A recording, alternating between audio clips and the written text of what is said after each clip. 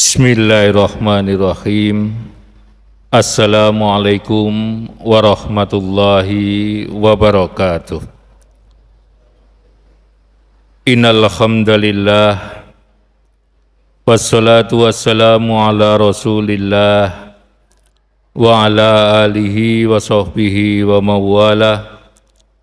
Wala khawla wala quwwata illa billah, amma ba'd. Hadirin jamaah sholat zuhur yang dimuliakan Allah.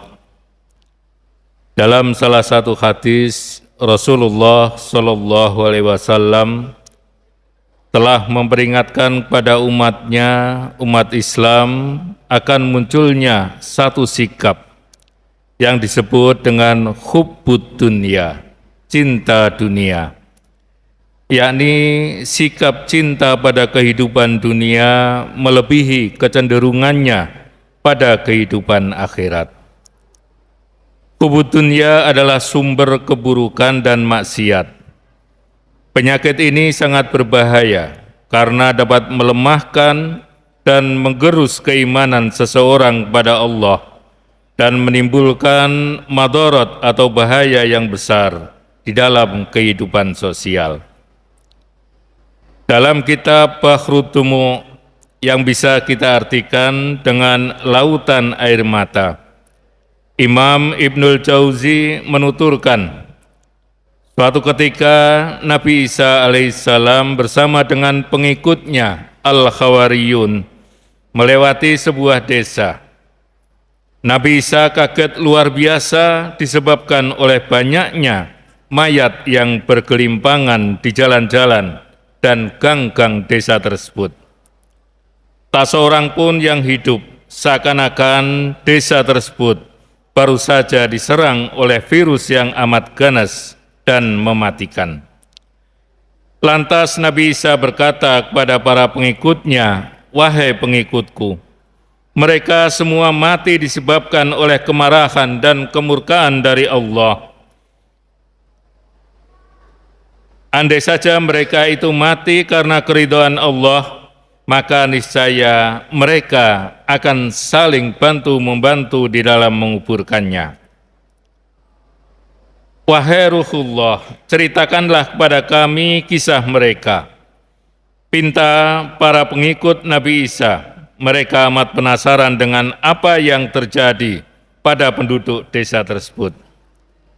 Nabi Isa kemudian bermunajat kepada Allah agar mengizinkannya mengetahui kisah penduduk desa tersebut. Maka kemudian Allah Subhanahu wa Ta'ala memberi wahyu kepada Nabi Isa dan memerintahkan untuk memanggil para penduduk desa pada malam hari.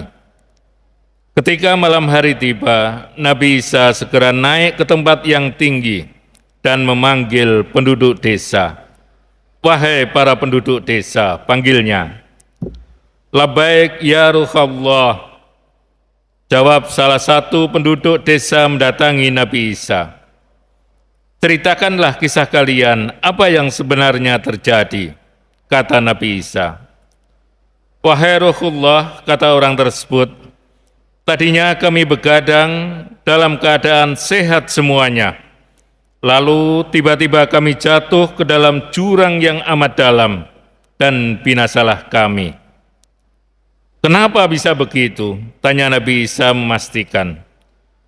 "Karena kami sangat mencintai dunia dan menyukai kemaksiatan.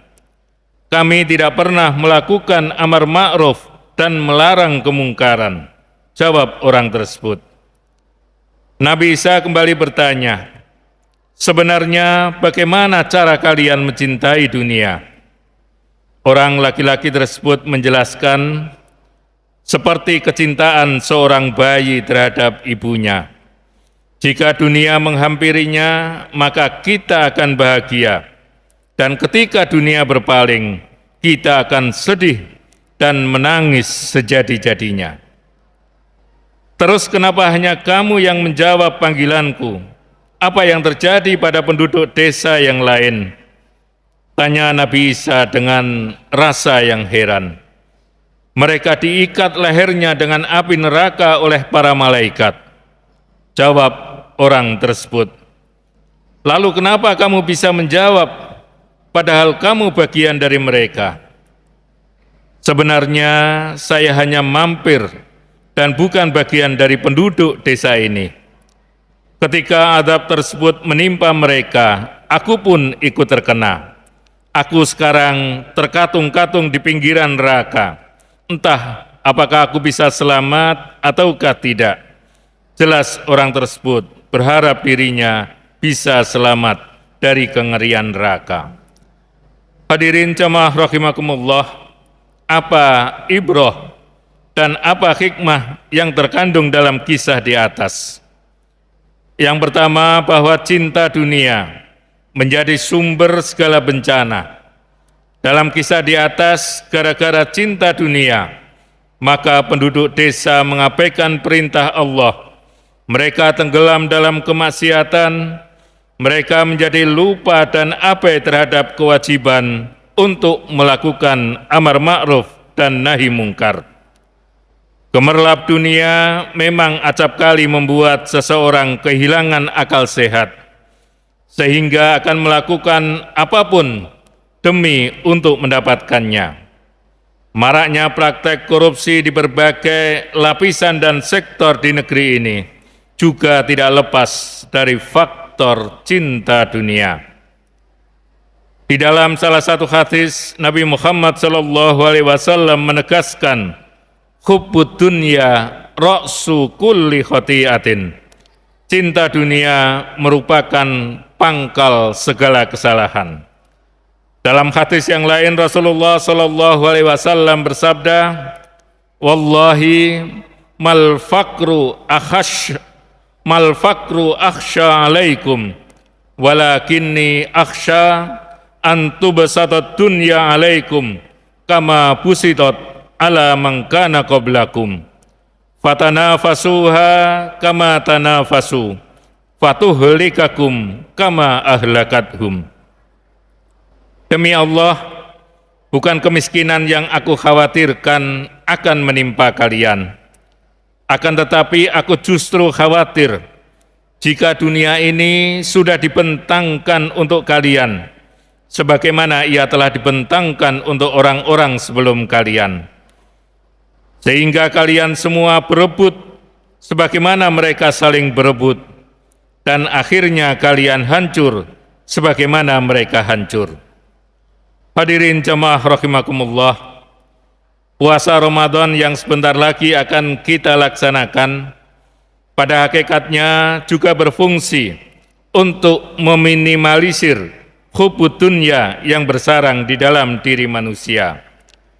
Karena cinta dunia biasanya didalangi oleh nafsu perut dan apa yang ada di bawah perut, di mana keduanya sangat berpotensi untuk memunculkan berbagai macam kemaksiatan dan kerusakan di atas muka bumi. Jika demikian, apakah berarti kita tidak boleh memiliki dunia? Padahal kita hidup di dunia dan tentu saja butuh dunia untuk hidup. Imam Al-Ghazali dalam kitabnya menjelaskan bahwa tidak semua yang ada di dunia ini berarti duniawi. Beliau mengatakan bahwa segala sesuatu yang dilakukan karena Allah maka tidak dikatakan duniawi. Sebaliknya, setiap yang dilakukan bukan karena Allah maka disebut duniawi. Menurut beliau, yang tidak dapat dilakukan karena Allah dan bisa dipastikan bahwa itu adalah dunia, yakni semua kemaksiatan, segala sesuatu yang diharamkan dan berlebih-lebihan dalam perkara yang mubah. Hal kedua yang bisa kita ambil hikmahnya adalah urgensi amar ma'ruf nahi mungkar. Kita dalam setiap kondisi tidak boleh berhenti untuk melakukan amar ma'ruf nahi mungkar, baik di dunia nyata maupun di dunia maya. Kewajiban amar ma'ruf nahi mungkar amat sangat jelas diungkapkan di dalam Al-Quran. Hanya saja kita mesti melakukannya sesuai dengan kemampuan kita dan dengan cara yang ma'ruf. Amar ma'ruf nahi mungkar bukanlah perkara yang remeh, perkara yang sepele. Di samping hukumnya wajib, juga ketika kita tidak mengindahkan amar ma'ruf nahi mungkar, maka bisa jadi semua orang akan terkena dampaknya. Orang yang melihat kemungkaran tetapi tidak mencegahnya, padahal dia mampu, maka ia ikut kecipratan dosanya. Apalagi jika ikut-ikutan meramaikan maupun mensyiarkannya. Ar-ridha bil maksiyah maksiyatun. Ridha terhadap kemaksiatan adalah sama dengan melakukan kemaksiatan itu sendiri. Syekh Mutawalli Asy'arawi mengatakan, jika engkau tidak mampu menyampaikan kebenaran, maka janganlah engkau ikut bertepuk tangan untuk kebatilan. Billahi taufik wal hidayah. Wassalamualaikum warahmatullahi wabarakatuh.